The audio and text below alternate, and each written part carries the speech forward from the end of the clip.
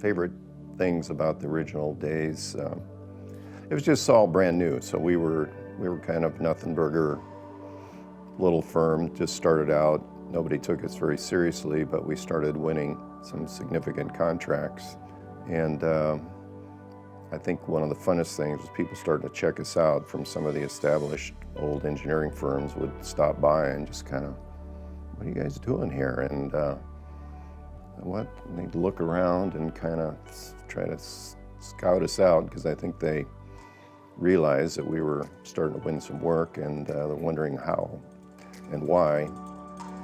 People were attracted to this company because they were allowed to create their own practice in the way they wanted to create it.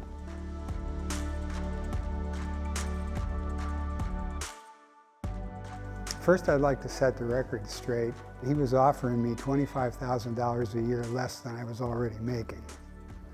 But what he provided me with was an opportunity to build the practice. I had been talking to a couple of other people about starting a firm. They got cold feet. I didn't have any capital. And Frank provided me with this great opportunity to come here, start a business, and he stayed completely out of my way. And it was, I think, sort of a unique situation, and I really appreciate that. And you might also know that I'm 2 weeks older than Frank, so I've always felt like I could give him advice. He never listened to any of it, of course, but it has been a really good ride.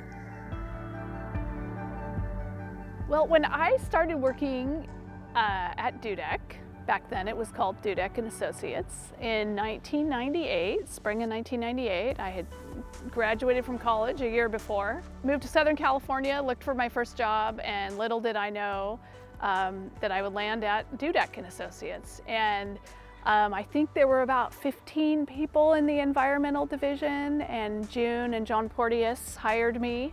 I really enjoyed learning from June and John Porteous and others, Brock, Anita, Phil Behrens, Howie Weir. And certainly there was always Frank, who was always there, was always present in the office. From the very beginning when I met Frank, I remember one evening I was in and I had a 3-year-old and a 1-year-old at home, and I was trying to work and show everybody what kind of employee I was. And Frank walked by my office and he popped in, as he is wont to do, and he started asking me about my life. And he said that he would rather his employees get their work done in less time versus burning the midnight oil. And he really believed that about work-life balance, about supporting young parents. And he just felt like if his employees were happy, then the clients would be happy. It was very loose. It was always a question of how much money or whether we were going to make money, I think. We were making it up as we went along. It was, if the surf was up, there wasn't any drafting to be had that afternoon. The drafting would get done that night. It was a place where everybody had lots of freedom. Some really talented people always think about hanging out their own shingle and going to work, and we always wanted to create a situation where this was about 90% or 80% as good as going to work for yourself and being successful, but not having the worries and hassle of starting your own business and administering it. I think clients value the employee ownership because they know that these people have a stake in the success, and it's not just a job, it's part of their assets or their livelihood and their future. It's much easier to manage a firm when people feel trusted, because they don't have any incentive to backstab. They feel gratified to be trusted, so they do the right things because they don't want to disappoint their peers. And that's another thing I'd say. I'm proud of creating an atmosphere of trust.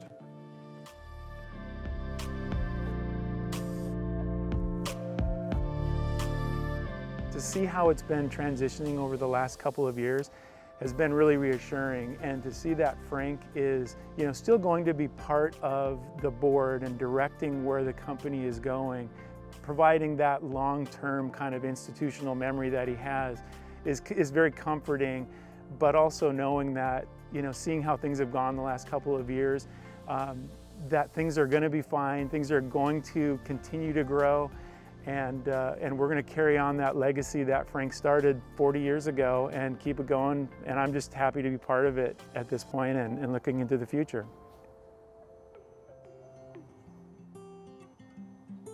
I'm very optimistic about the future. I know that we'll continue to grow, and that growth and success that we've had in the past will continue to build on itself, kind of like a flywheel. And I think that's what we've experienced in the past. We used to think about, gee, can we keep this going? We have such a good thing. If we ever doubted the sustainability of our culture, 2020 put that to the test. And in my mind, it put it to bed, because if we can survive what we did, perform as well as we did financially, stay together as well as we have culturally, then I think we can survive anything. I'm transitioning to retirement, which after working 41 years, it's been a little bit of a struggle, but I'm starting to remember before I was working how much fun I used to have. And I'm going, this isn't too bad again. And I'm glad the firm is in good hands, but I'm looking forward to continuing to enjoy life and watch from aside how well the firm does.